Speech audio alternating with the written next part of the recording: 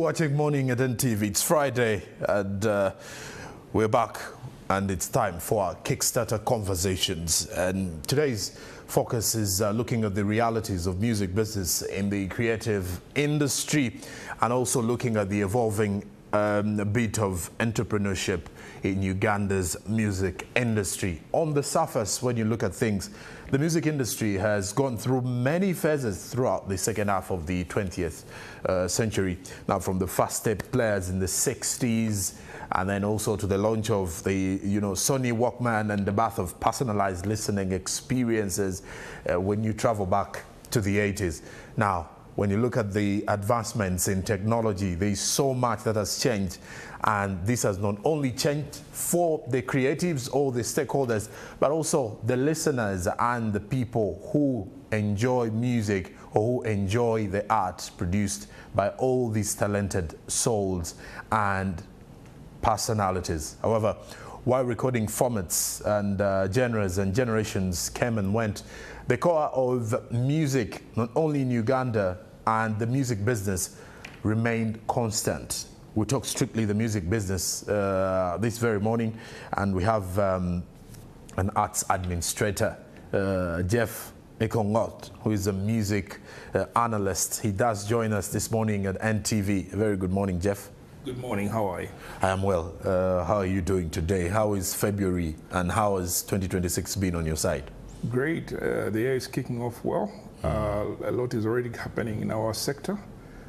We just kicked off a campaign a few days ago, a national copyright awareness campaign, and seems like we are off on a good start. Okay. Just on that very point, when you talk about the corporate awareness campaign, what are you looking at? What are you targeting? So it's been a little bit of background. The government has supported us. We've been lobbying for this for years, and last year they came through with the 28 billion, and some of that was allocated to copyright awareness. And the different players in our space have already kicked off, including the National Culture Forum, which launched their copyright campaign a few weeks back, and then 2 days back, the Uganda Performing Rights Society launched their own campaign. Okay, and let's get to some bit of the music here. Music at times is looked at as an entertainment bit of things. Over time, it has evolved really, and back then, musicians forgot about the business part. And from a different point of view, you would realize not so many got to earn from their kind of craft as much as they were talented. Now, when you look at it from the aspect of Africa compared to the West, who view it as a bigger business venture, what kind of dynamics have been involved in the West that we had failed back then in Uganda? So globally, music usually starts out as just entertainment, like you said, and most people get into it through their talents and their passion, and then of course the business side of it steps in when people want to commercialize it. And in the West, they've had the advantage of having had an early start all the way from the 1930s to the 70s that influenced heavily our own music industry, to currently where things are becoming really serious. And their industry has grown from all of that experience to become the basis for the rest of the global music industry. For example, the US, Japan are some of the biggest music markets in the world, and the UK. And we are trying to emulate that. The difference is that here, most of the focus is on the fame, because that's the most common visible part of the music industry. The fame that brings excitement, but the real business aspects of the music industry are mostly hidden. They're mostly in the shadows and they're in the background. Okay, and when you look at Uganda's music business, there's so much growth over the years. One may say the administrators behind the entire craft or the entire art are earning more than the actual musicians, which is also one of the reasons as to why we're also going to be speaking through administration to also understand from their point of view how then can musicians also get involved and earn something out of it. We're also joined by Emma Carlos, a music business consultant and arts administrator. He's also a former musician's manager, so he comes also with a vast of experience as Jeff this morning. Emma, good morning, good to have you. Good morning and good morning viewers. My colleague Jeff, good morning. Good morning. Sorry I ran a little bit late, traffic was a little bit murder. I would just like to compliment what Jeff said. True, you can start. Yeah, Jeff is right. The global markets like the US and Europe started earlier. However, what we are lacking right now for us is specialization. You know, the music business has three core elements. There's production, there's promotion and publicity, and then management. We have concentrated so much on production and left the aspect of publishing, which is the core business of the what? Core business of the music business. Of the music business. That's commercialization of music, and then management. The aspect of management has been, it's growing of late, but it hasn't been really tackled in a more specialized way. So right now, as we're moving forward and advancing, we need to start specializing. Okay. So that when you wake up, you're a producer, you're a musician, you're a musician, you're a publisher, you're a publisher.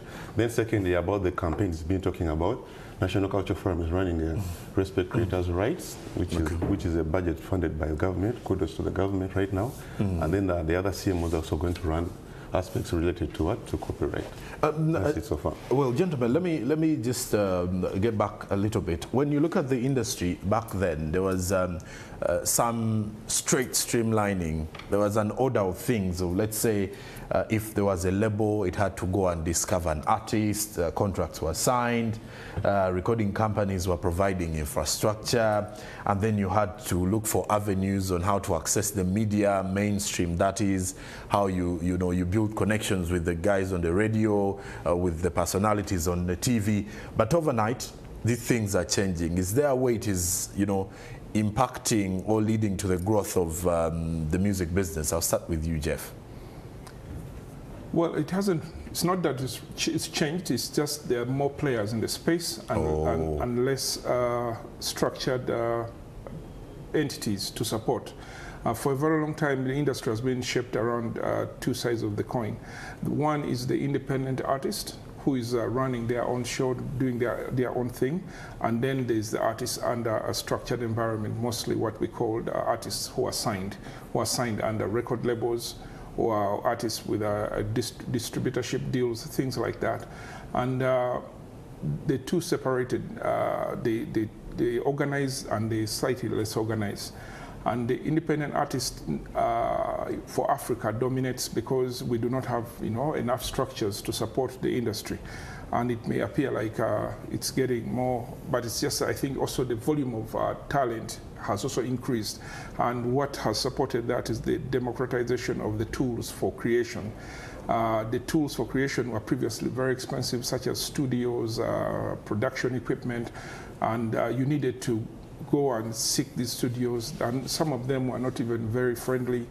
But as the technology really becomes cheaper and becomes more accessible, the volume of talent that is becoming visible has really increased, and the structures to support it have not increased at the same pace, because the music business is just like any other business. Most people assume that once I have the talent and I create the product, which is the music, that's it.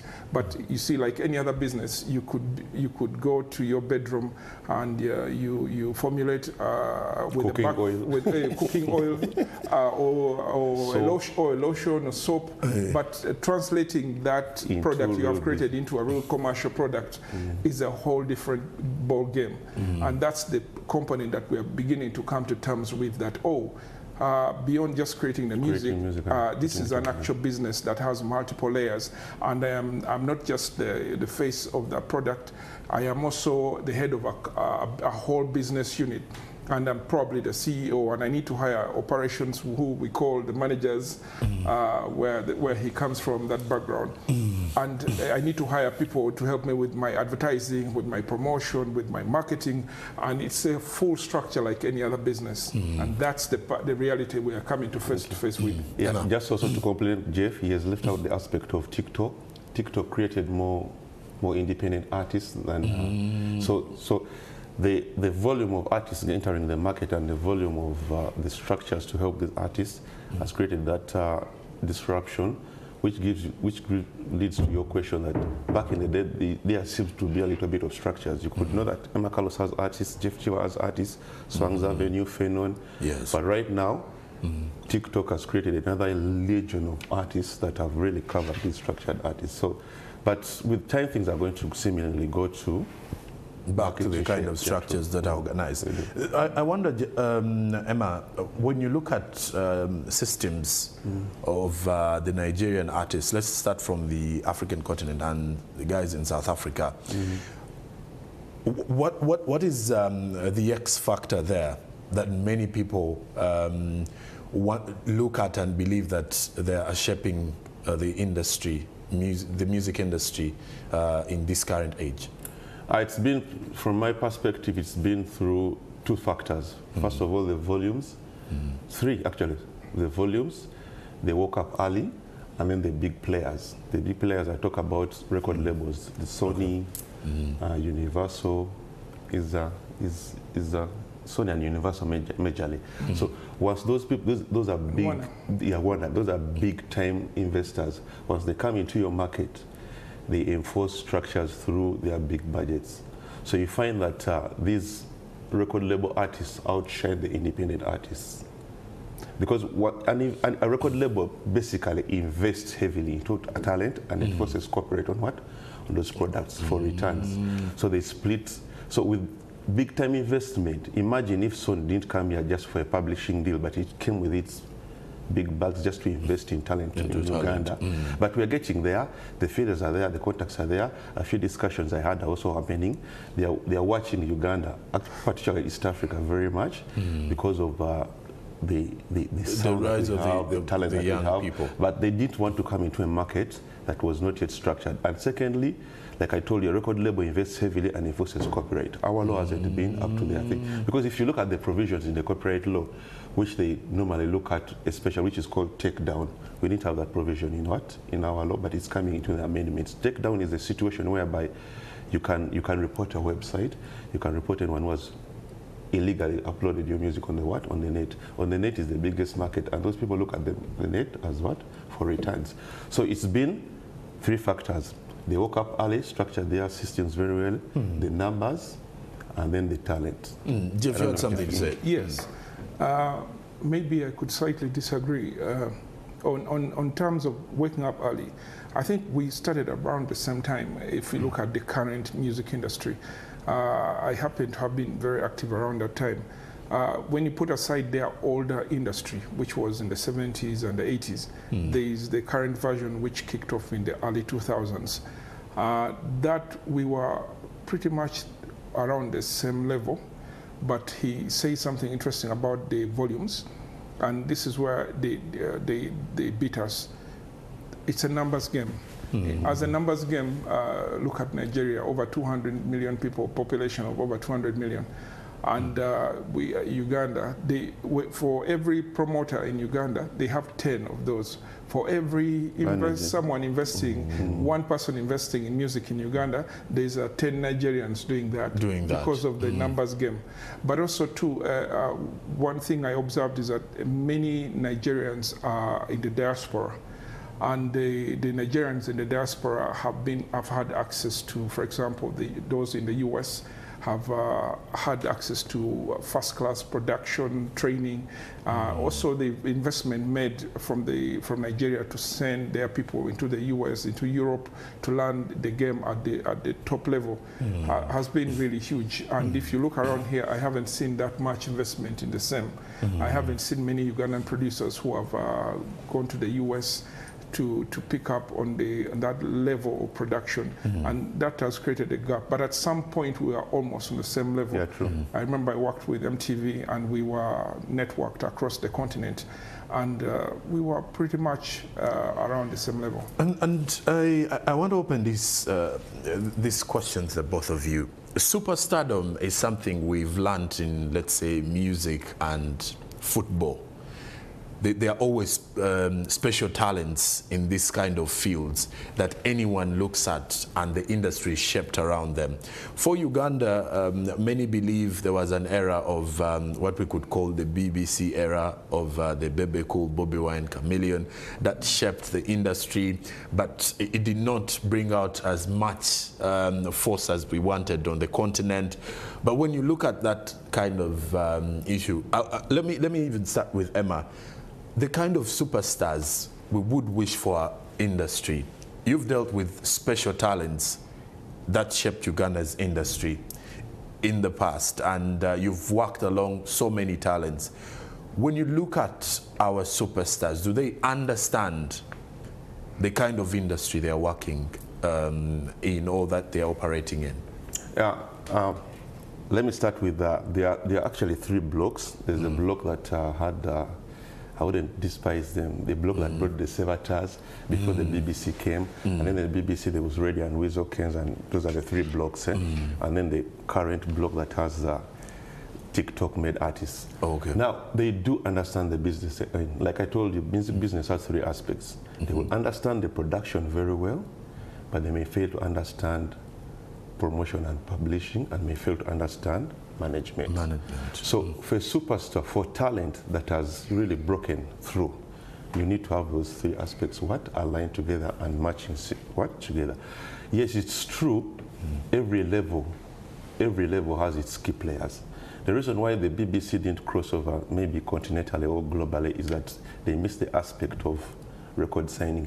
Radio and Weasel had gotten an opportunity of getting a record label. Even Kenzo was approached by record labels. But just because artists think that record labels steal for their talent, record labels are exploitative, they don't know the benefits of signing yourself to a record label. They prefer being a big fish in a small pond than being a small fish in a big pond. So it's a decision that you make. But everyone was approached. After BET, Radio and Weasel were approached to be signed to a record label. That's the only time you're going to get those players on that level. Like for instance, you break through from Match India to national level.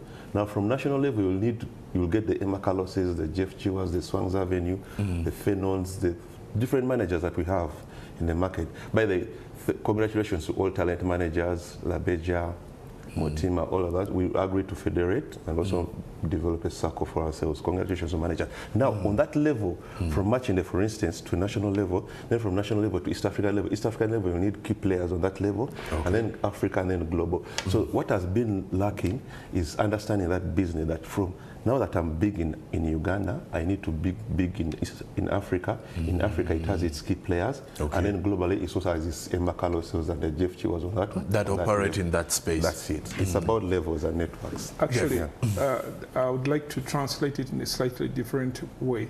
I like to start where you started, where you said celebrities in Africa, like in sports, the comparison with sports.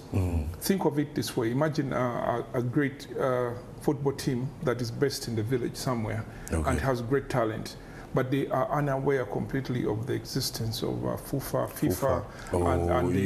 You have no idea about these federations. You have no idea about FIFA and FIFA and the pipeline on how to plug in there and the value that comes with what? Being attached aspiring and towards that. But you're great in your village, and you have great tournaments within the village with your players, with your community, and the focus is inward. So our problem with the Ugandan music industry has been that sort of a narrow perspective, with a lot of artists succeeding very well locally, but have no appreciation of the global context in which they play. And because of that, their focus has been inward, and we have the BBC. All of them, they had the same problem. I'll give you an example. Chameleon had an opportunity to be the first global star from Uganda, from Africa, not even Uganda, because about 20 years ago, when the big players started coming into Africa, like MTV, there was a debate on which talent should we pick and spotlight.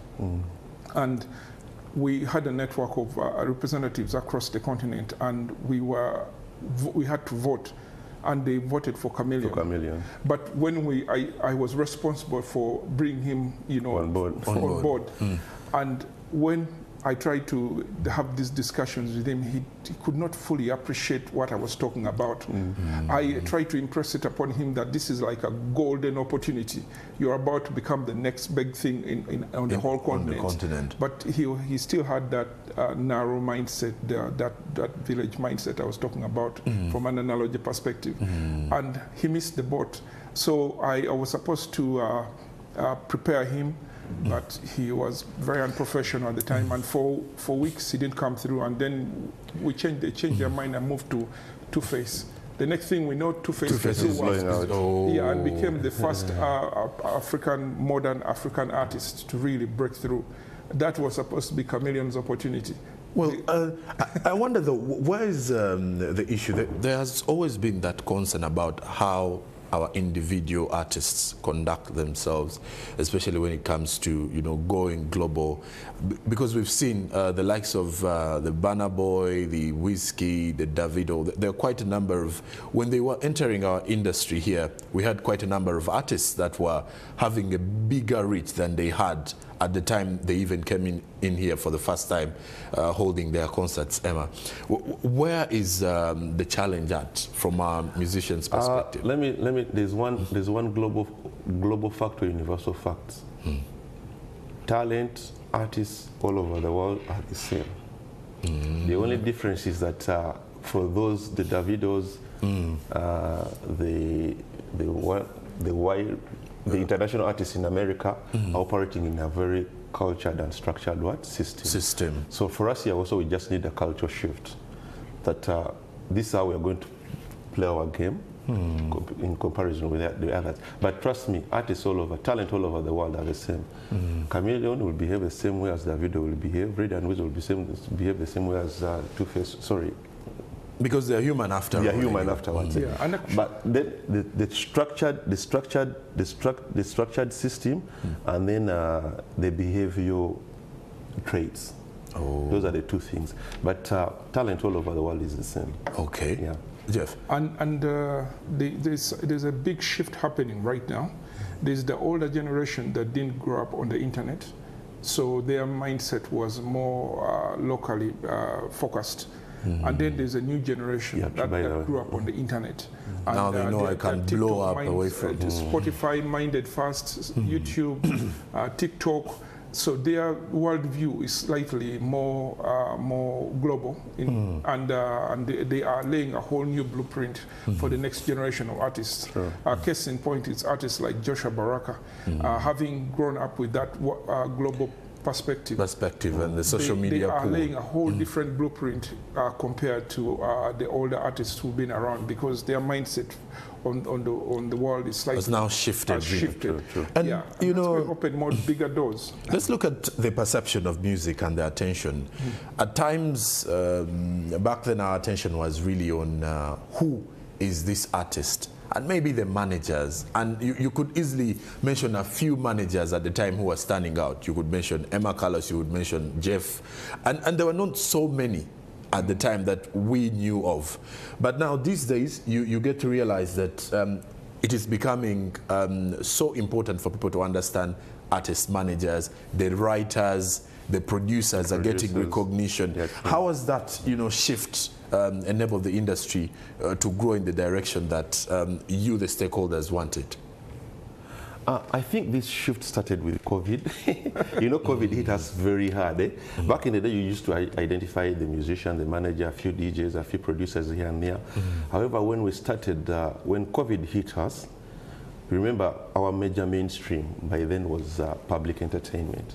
And public entertainment was the first business to be closed, and it was the last business to be what? To be open. So it hit us financially very hard. So a core team of few people started an advocacy campaign with government. That's when streamlining started. So we got to know that, first of all, we are not music alone. We're a creative sector that has over 10 domains.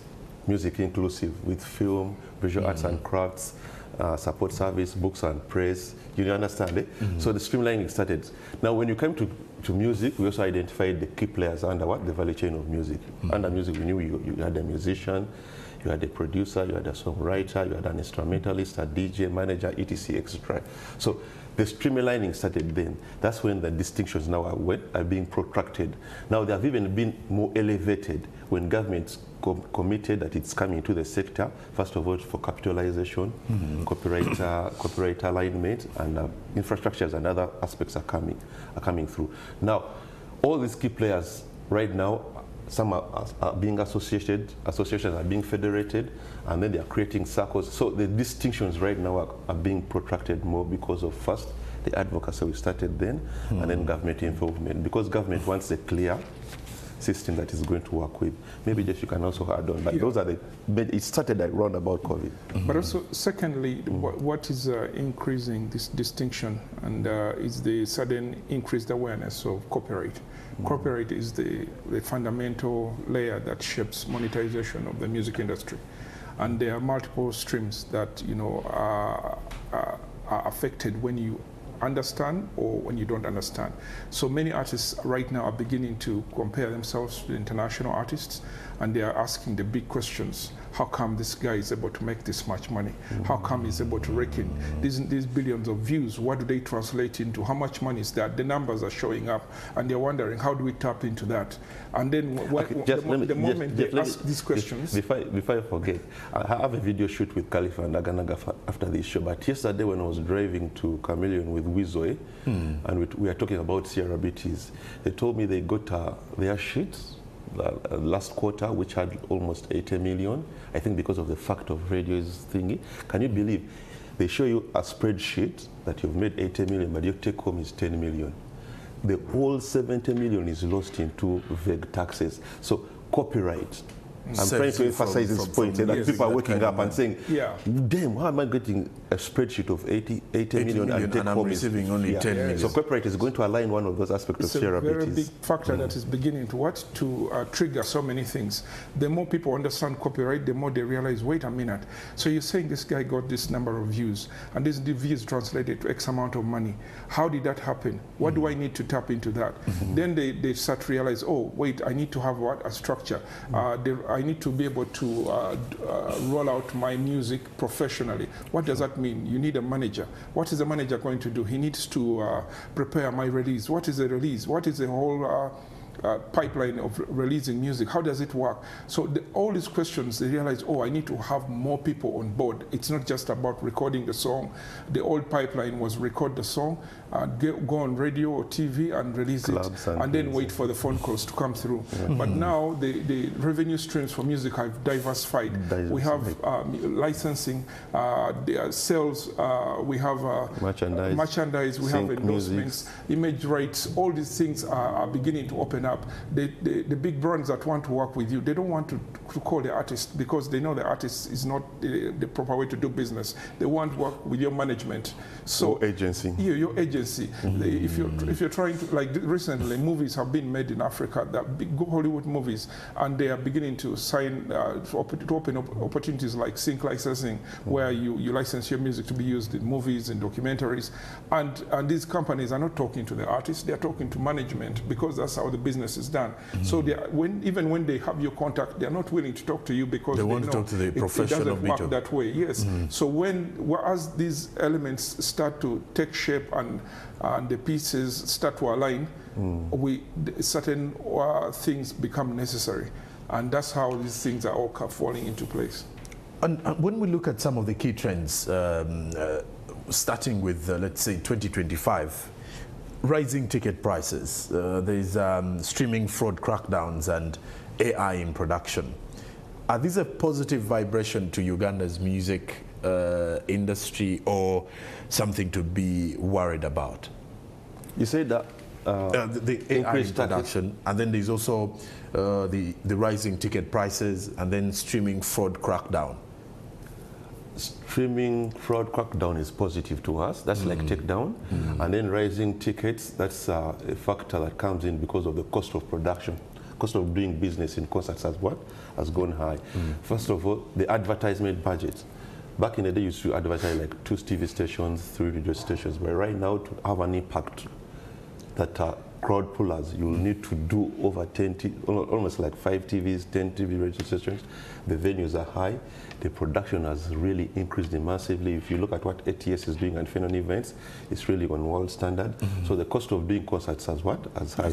So that means to recoup your profits, you need to do what? You need to increase tickets, but which is okay. If compared to international ticketing, that the price is, to me, is okay. However, Jeff, there's something I heard from a person who came from the UK. And we'll talk about Serena.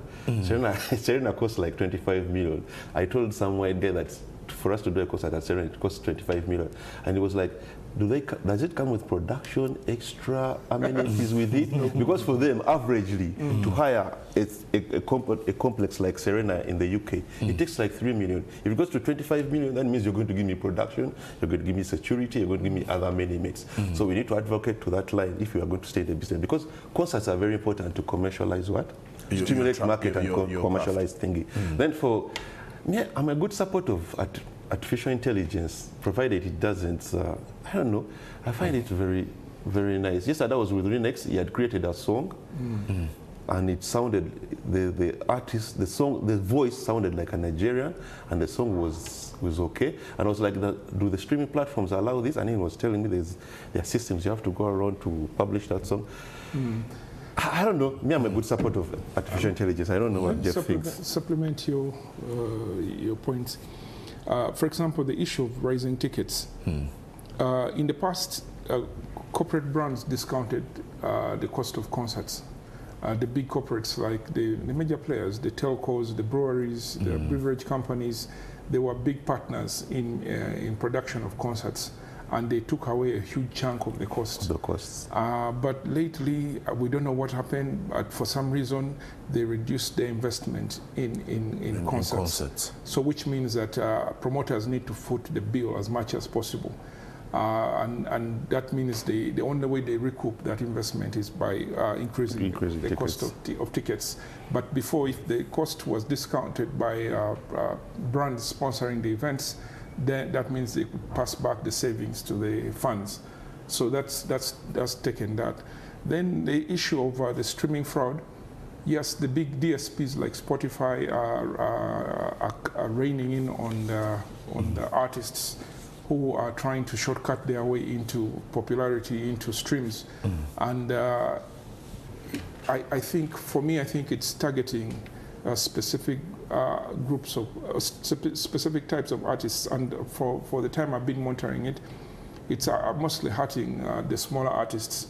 If you have suddenly a spike in your streams, for one reason or the other, these DSPs are using AI and algorithms to flag and assume that it's fraud. And so many artists I know have accidentally been classified as fraud when they want genuine streams.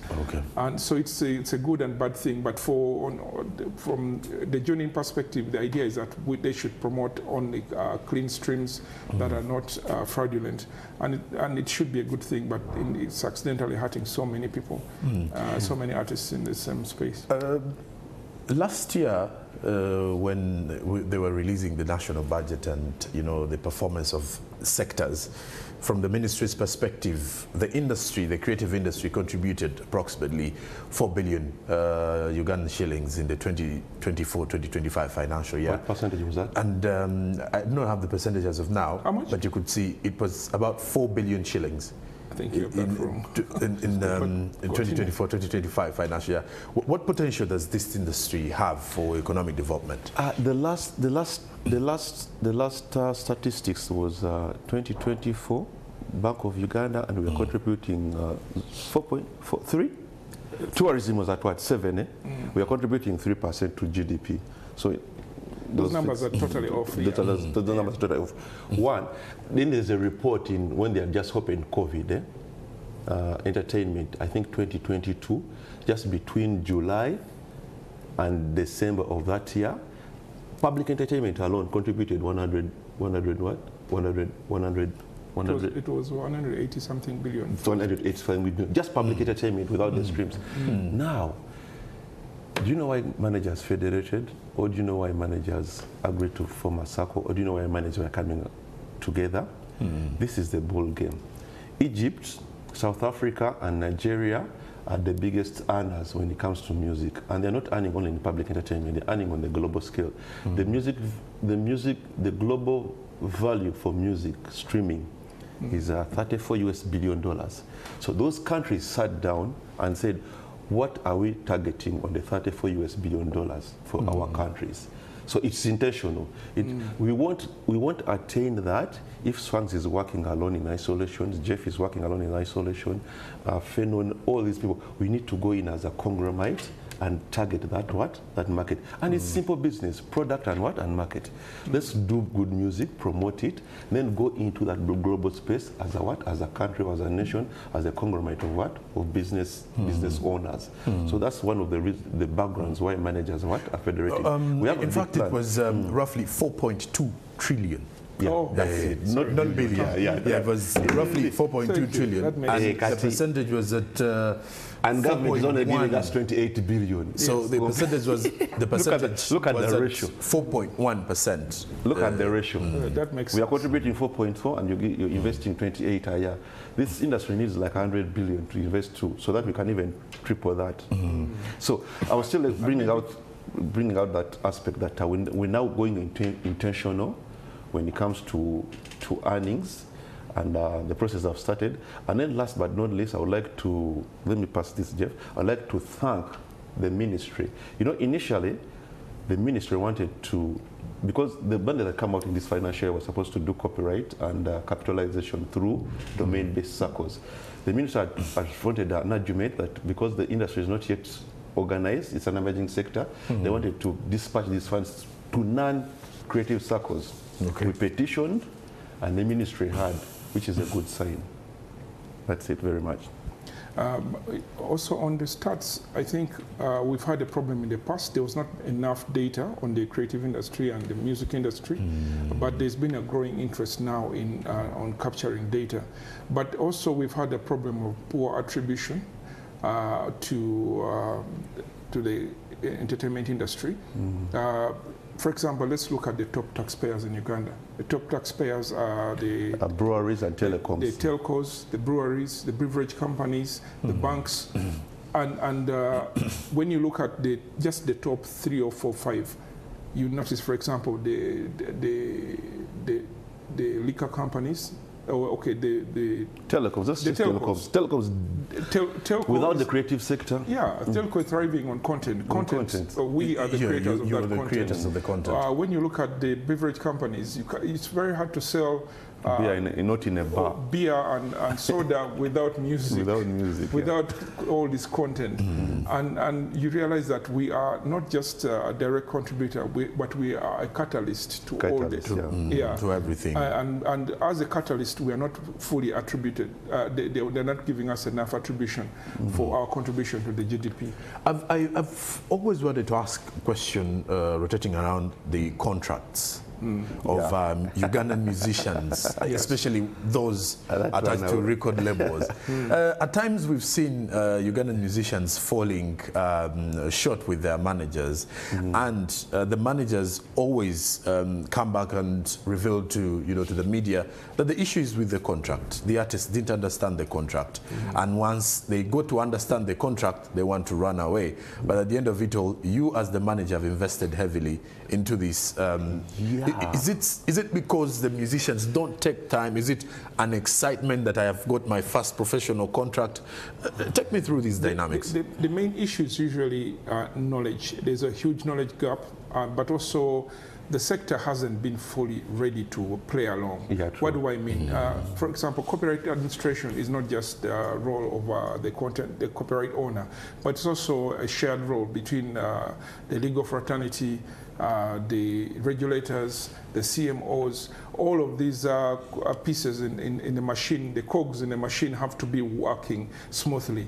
And in the past, we've had issues. For example, the regulator wasn't fully the posture of the regulator to support the copyright administration was not fully operational, I should say. We only had like two people in URSB. Imagine the whole copyright industry having only two people representing them in the government. But now URSB has created a whole department and fully staffed it. We are excited about that new relationship, and they are very responsive. Previously, it was there. They were just trying to keep up. But now they are not keeping up. They are leading. They are actually doing what they are supposed to do. When we engage, they are fully responsive, and they are very reasonable. The same with the CMOs. Now the CMOs, because the government has stepped up and are doing what they are supposed to do, the CMOs are beginning to step up. The resources are coming through. So the entire framework that needs to support operationalization of the legal aspects of the music industry is beginning to take shape. Contracts will actually work, and artists will get an opportunity to now understand their obligations in these contracts. For example, I mean, sometimes one of the common issues we have with the promoters, contracting artists, and then these deals sometimes being unfair. But once we all know what our obligations are, we will be able to even read and understand these contracts without necessarily being lawyers. And also the legal fraternity, there's a good number of law firms that are stepping up. Specializing in entertainment law. Specializing in IP and copyright specifically. For example, we're working very closely with law firms like KT Advocates. These are top-notch firms that are supporting these lawyers like Ebo. So many of them are stepping forward. Max and Advocates. Max and Advocates also. Yeah, all those are really doing a great job to support the creative industry, and I think we are on course. And then to complement what Jeff is saying, we managers, one of our initial short-term aspiration is going to develop a standard contract, artist manager contract for the industry, and we're going to do consultations. Now that there's a Musicians Federation, there's an Arts Manager Federation, we have URSB at the moment, we're going to design a after wild consultations and benchmarking with other international contracts, so that we have a standard contract for all of us, that everyone knows it. When you're going to register a company, the aspects that are standard, and then you do your variables. So the industry is moving on well. And when we do return after the break, we shall be concluding with our conversation, and our focus will then be on how is the relationship between the government and the creative industry growing. Is it promising for those involved in the creative industry? How has the government been supportive? And then we shall call it a day in this conversation. For now, we will return after these commercial messages. Stick around. Welcome back. We have a conversation here, and the conversation is really on how the government has evolved itself in this particular creative space. The conversations, the consultations are ongoing. The creative industry stakeholders have been involving the government over the years to see that the industry is streamlined and it's structured as it should be. Emma, let's look at some of these relationships you've established as stakeholders. Is there something that the other people who are yearning to enter the industry should be hopeful about? They should be very, very hopeful. Now, there are three core mandates world over that governments takes care of when it comes to the creative sector. One is capitalization. Internationally, they offer grants, but here the framework that we have are circles. So the creative industry is developing circles, and government puts some money in these circles today. Then infrastructure. That's what we've been talking about. Both digital and physical, because we are now going digital. For physical, performance arenas, even sports facilities should be developed with an aspect of mind, of entertainment. Like for instance, we wrote to Ministry of Education that after AFCON, what is going to happen to those stadiums and the facilities being set up? Chameleons should be making those concerts there. The architects of Babylon should be organizing concerts. I've seen what Rwanda is doing with their indoor arenas. Yeah, indoor arenas. But these arenas are built with that aspect. That entertainment also takes so that way, like for instance, dual purpose. Yeah. So by the time they replied, but we need to get an opportunity of meeting them, then the other thing is skilling. we are happy that our government put us in NDP4, which is a government print, with an aspiration of having this sector contribute, first of all, a tap for youth unemployment, 2, a contribution to GDP, and then popularizing its programs. Now this is the challenge. The political head, His Excellency Ayako Angolakalo at 71%, there's political will at that level for this sector. Then 2, Chief Coordinator, Operation Wealth Creation, who we call a champion for this sector, is always spot on what? On this sector. Now the challenge is with the technical people. URSB has woken up, kudos, RRG, UCC has woken up. Now we have a challenge with gender. I don't know what's happening with gender. Yet gender is the principal what? Because honestly, you can't get money, and then in your wisdom, and then in your planning, you say you're going to give this money to non-creative sector. Non-creative. That was a misfire for gender. That's the Ministry and for of Gender. That, I'm not even breaking it. For that one, gender scored 0. You can't, for the first time in the national budget, we are planned for and given money to go to creative sectors, and then for you make a decision that the money goes to non-creative sector. For instance, they had decided that the money goes to POESA, Exodus. How can you expect a manager, a musician, a film person to go to POESA to get money? A police circle. That one we are going to fight until the last drop. However, they invited that, they changed that what? That's decision, which is okay. Now the next thing, and we have been talking to them, involve stakeholders when you're planning.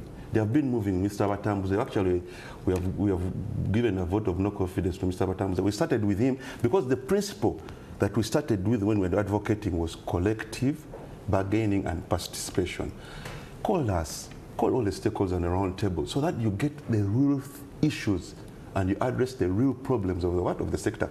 We've written to gender several times. When budget framework partners are coming in, they don't invite us for those meetings. That's why you see they plan things that they come back to the sector during consultations, and there's a mismatch. We can't move as a nation like that. We can't move as a sector like that. We're in 2026, for Christ's sake. You understand? Eh? So our humble appeal from the people I represent and the National Culture Forum, gender, please involve people during your planning meetings, involve stakeholders. Tourism is doing that, health is doing that, education is doing that. You'll never see crossfires with those ministries. There's a little bit of excitement with a few technical people, and then you hear promoters shouting, musicians shouting, because you've planned things that are not matching with their needs. So moving forward, our appeal is that let's move as a consortium, the ministry, UNCC, NCF, the stakeholders, and then the different associations, so that we have this industry which is full potential. Going back to this, there's political will for this sector to, actually, the president should just give us a ministry, fully fledged as ministry, so that we know that now. So that you handle everything in-house. In-house, that's it. Actually, maybe to supplement on that, one of the policy areas we want to fix is the issue of having a dedicated arts council.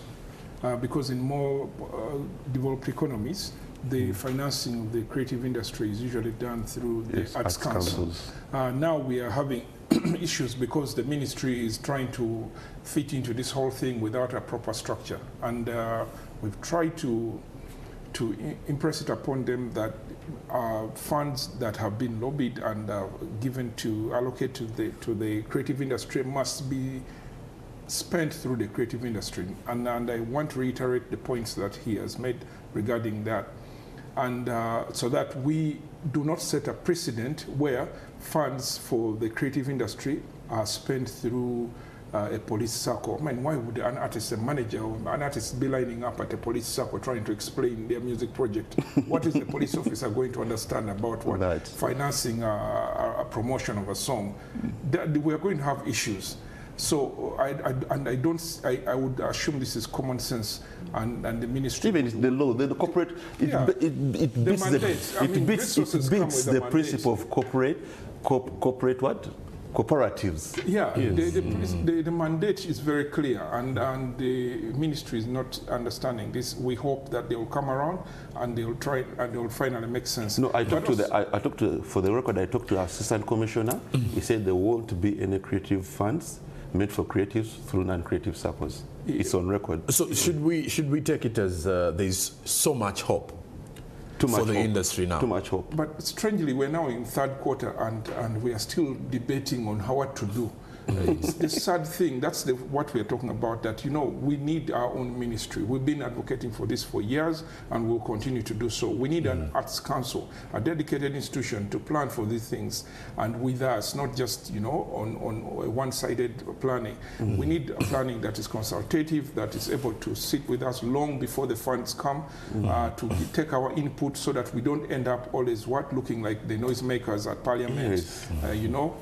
You did call them noisemakers. Gentlemen, let me ask also, what should our players, the new entrants into the industry, do to keep, you know, up on the kind of system you're creating, to keep up and also to lift the industry to levels that we want it to be? On my side, passion. 2, professionalization. 3, research, and then also read and understand. Through research, read and understand. Passion comes first. Professionalization, it can be personal, your business, or even at the level of an association and federation. And then research, let's do research. With research comes so many benefits. You increase your quality, quantity. You're knowledgeable, you understand it. So that certain things don't come to you as a surprise. For me, that's the advice I'm giving to the new entrants and the old school. Okay. For me, I think they need to educate themselves as much as possible about the modern music industry. I see so many artists who are eager to polish their talent, but they're not polishing their knowledge on the business. And the knowledge is out there. The CMOs are becoming very cooperative. They are coming forward. So in addition to educating yourself, plug in. Go and sign up with the CMO. I see so many artists here making noise about our money, where is our money? But when you ask them, are you a member? No. Okay, then there are those who are members, but their works have not been what? Submitted. So what money are you claiming? So plug in, get in and register your works, and then you can be able to get paid. In addition to getting paid, also support what is happening, the changes that are happening. Yeah, true. You know, we're a developing country and we're not there yet, so we are all playing a role. So stop this lamentation business and get on board and plug in and play a role and support what is already being done by those who are trying to make the changes. That's what needs to happen. Do we in any way need also a school for these creatives? Because there has always been infrastructure.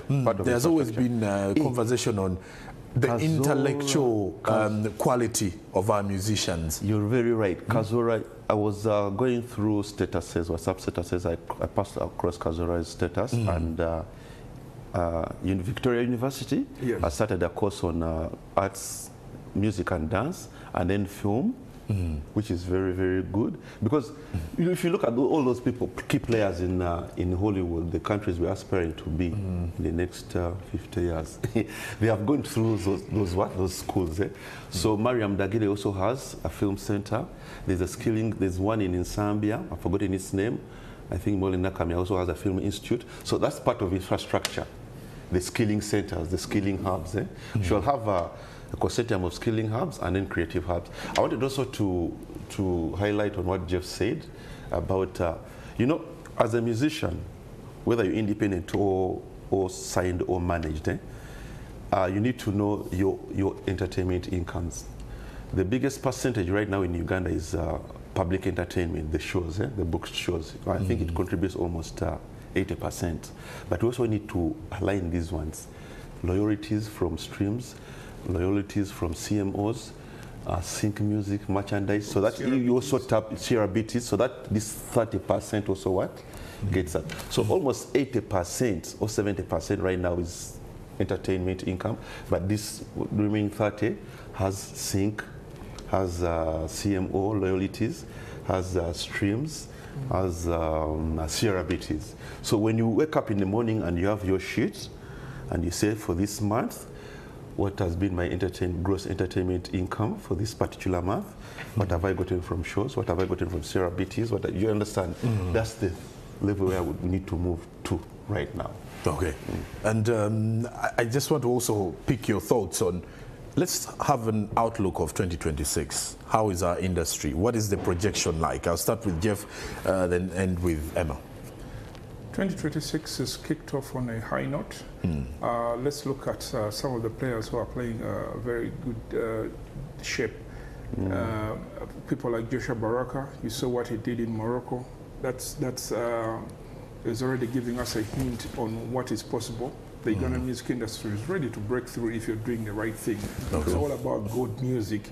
No matter what you do with everything else, it starts with the good music. Then you build the infrastructure around the good music.